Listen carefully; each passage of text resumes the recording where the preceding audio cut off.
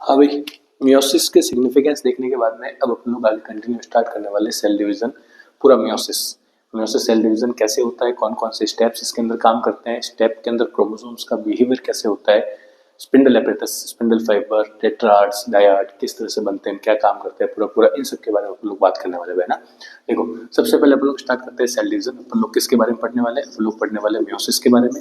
Meiosis आपके पास में कैसा सेल डिवीजन है? ऐसा सेल डिवीजन जिसके पास में आपके पास में डिप्लॉइड सेल जो होती है वो आपके पास में एक नई हैप्लॉइड सेल का फॉर्मेशन करती है, जिसका नंबर आपके पास में कितना होता है? 4। अब अगर अपन थोड़ा सा और इसके बारे में देख लें तो अपन ने क्या देखा था, डिप्लॉइड सेल आपके पास में कोई भी होगी, अगर उसके पास में नंबर ऑफ क्रोमोसोम्स मान लिया अपने पास 10 है, तो इसके हैप्लॉइड सेल के पास में नंबर ऑफ क्रोमोसोम जो होंगे इसके कंपैरिजन में आपके पास हाफ रहेंगे, यानी कि कैसे हो जाएंगे? आधे हो जाएंगे। ठीक है, अपन ने थोड़ी पीछे वाली वीडियो में कहीं ना कहीं बात की थी। क्या बात की थी? मियोसिस सेल डिवीजन आपके पास में 2 स्टेप्स के अंदर होता है। फर्स्ट आपके पास स्टेप जो होगा वो होगा मियोसिस फर्स्ट, और सेकंड आपके पास जो स्टेप होगा उसका नाम क्या होगा? Meiosis second. यानी कि मियोसिस आपके पास में 2 अलग अलग तरीके से 2 स्टेप्स के अंदर आपके पास में काम करता है। पहले स्टेप का नाम आपके पास में मियोसिस 1 है, सेकंड आपके पास में जो होगा वो होगा मियोसिस 2। चाहे आप मियोसिस 1 की बात करो, चाहे आप मियोसिस 2 की बात करो, दोनों ही सेल डिवीजन आपके पास में जो सेल डिवीजन की मेजर 4 फेजेस होती है, जैसे आपके पास में कौन कौन सी है, नाम लिख रहा हूं मैं यहाँ पर। पहले आपके पास में प्रोफेज, सेकंड आपके पास में मेटाफेज, थर्ड आपके पास में होती है एनाफेज, और फोर्थ आपके पास में जो होती है वो होती है टीलोफेज, है ना। इन सेल डिवीजन के आपके पास इन फेजेस को क्या करते हैं? फॉलो करते हैं। एज इट इज आपके पास में मियोसिस सेकंड जो होगा आपके पास एज इट इज काम करेगा। प्रोफेज 1, मेटाफेज 1, मेटाफेज 1 के बाद आ जाएगी आपके पास में सेकंड की बात करें अपन लोग यहाँ पे, तो यहाँ प्रोफेज सेकंड, मेटाफेज सेकंड, साथ में एनाफेज कौन सी आ जाएगी? सेकंड, और थर्ड आपके पास में कौन सी आ जाएगी? टीलोफेज जो होगी वो कौन सी हो जाएगी? सेकंड। मियोसिस 1 है तो प्रोफेज के आगे अपन लिख देंगे 1, मेटा के आगे लिख देंगे 1, एना के आगे आ जाएगा 1, और टीलो के आगे भी क्या आ जाएगा? 1। यानी कि आपके पास मियोसिस 1 हो चाहे मियोसिस 2 हो, दोनों ही आपके पास में सेल डिवीजन की जो आपके पास फेजेज है, प्रोफेज, मेटाफेज, एनाफेज, टीलोफेज, इनको इसी तरह से क्या करते हैं? फॉलो करते हैं। अगर अपन इन दोनों के अंदर बात करें तो यहाँ पे आपके पास एक इंपॉर्टेंट टर्म आता है। क्या टर्म है वो आपके पास में? मियोसिस के अंदर जो 2 स्टेप है, मियोसिस 1 एंड मियोसिस सेकंड, इन दोनों के बीच के अंदर जो आपके पास में स्टेज आती है, जब सेल मियोसिस 1 को कंप्लीट करने के बाद मियोसिस 2 के अंदर जाती है, तो दोनों के बीच में थोड़ी सी जगह आती है।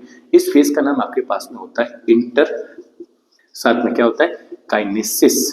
क्या नाम है इसका? इंटरकाइनेसिस। एक छोटी सी डेफिनेशन है, आपके लिए इंपॉर्टेंट भी है। क्या होता है आपके पास इंटरकाइनेसिस? तो अपन क्या बोलेंगे इसको, जब भी सेल आपके पास में मियोसिस सेल डिवीजन करती है तो मियोसिस फर्स्ट और मियोसिस सेकंड के बीच में खाली स्पेस आता है, खाली टाइम आता है। उस खाली टाइम को अपन लोग क्या नाम देते हैं भाई? इंटरकाइनेसिस नाम देते हैं। इंटरकाइनेसिस के बारे में अगर अपन लोग बात करें तो आपके पास में यहाँ पे कुछ इंपॉर्टेंट फैक्ट्स अपन को इसके बारे में पता होना चाहिए। कैसे पता होना चाहिए भी आपके पास में? अपन इंटरफेस के बारे में कुछ पढ़ते हैं। जब सेल डिवीजन करती है तो सेल डिवीजन के टाइम पर, सेल साइकिल के टाइम पर आपके पास में एक रेस्ट फेज आता है। उस रेस्ट फेज को अपन लोग नाम देते हैं इंटरफेस। इंटरफेस को अपन 3 अलग अलग हिस्सों के अंदर बांट करते हैं। कौन कौन से? फर्स्ट आपके पास होता है G1, सेकंड होता है S, और थर्ड आपके पास में होता है G2 फेज। यानी कि growth first phase, growth second phase, और S मींस अपन बात करते हैं सिंथेटिक फेज, सिंथेसिस फेज भी बोलते हैं इसको अपन लोग। इस S फेज के अंदर आपके पास में क्या होता है? तो S फेज जो आपके पास इंटरफेस की होती है, इसके अंदर आपके पास में जो सेल का डीएनए होता है वो डीएनए खुद को करता है डुप्लीकेट। डीएनए के साथ साथ आपके पास में जो सेल के अंदर एक इंपॉर्टेंट सेल ऑर्गन होता है जो सेल डिवीजन में पार्टिसिपेट करता है, जिसका नाम आपके पास में होता है सेंट्रोसोम। इस सेंट्रोसोम जो होता है आपके पास में, इसका भी आपके पास में क्या होता है? डुप्लीकेशन होता है।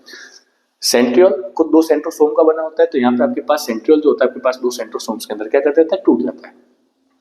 अगर अपन लोग बात करें इंटरकाइनेसिस की, इंटरकाइनेसिस इंटरफेस से अलग है। इंटरफेस से अलग है क्यों? इसका कारण क्या आपके पास में? तो इंटरकाइनेसिस आपके पास में मियोसिस 1 और मियोसिस 2 के बीच के अंदर की स्टेज आती है, और इस स्टेज के अंदर आपके पास में डीएनए का डुप्लीकेशन जो है वो नहीं होता, यानी कि डीएनए का रेप्लिकेशन नहीं होगा कभी भी। डीएनए आपके पास जो डिवाइड हो रखा है उतना ही रहेगा आपके पास। सेकंड पर इस स्टेज के अंदर आपके पास दूसरा काम क्या होगा? तो इसके अंदर जो आपके पास में सेंट्रोसोम होता है, वो सेंट्रोसोम वापस क्या करता है? खुद का डुप्लीकेशन करता है।